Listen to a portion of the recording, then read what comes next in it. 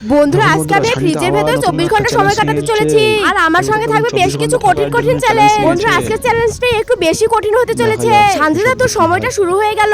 দেখ তোর চারপাশে একটি করে ব্যাংক রাখা হয়েছে। তুই এই হাতুড়িটা দিয়ে 1 ঘন্টা পর পর একটি ব্যাংক ভাঙবি আর এর ভেতরে যা লেখা থাকবে তোকে তাই করতে হবে। এই তো আমি প্রথমে এই ব্যাংকটাকে ভেঙে ফেললাম। সঞ্জিতা এখন তোর মাথার উপরে 1 গামলা বরফ ঢালা হবে। আরে বাবা এমনিতে ফ্রিজের ভেতরে এত ঠান্ডা, এখন তো আমি একেবারে ঠান্ডায় পুরো জমে যাচ্ছি।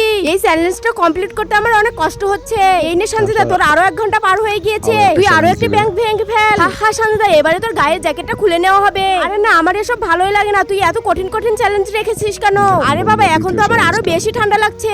1 ঘন্টা কমপ্লিট হয়েছে। এবার তুই আরো একটা মাটির ব্যাংক ভেঙে ফেল। ওকে এবারে ফ্রিজের ভিতরে ঢুকিয়ে একেবারে ঢাকনা লাগিয়ে দেওয়া হবে। আয় হায় রে এবারে তো মনে হচ্ছে আমি একেবারে বরফে জমে যাব।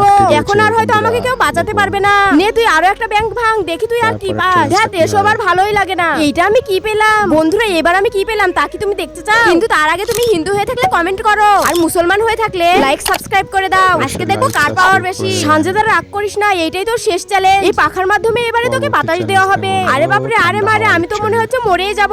এই তো বন্ধুরা এর সাথে আমার 24 ঘন্টা কমপ্লিট হয়ে গেল।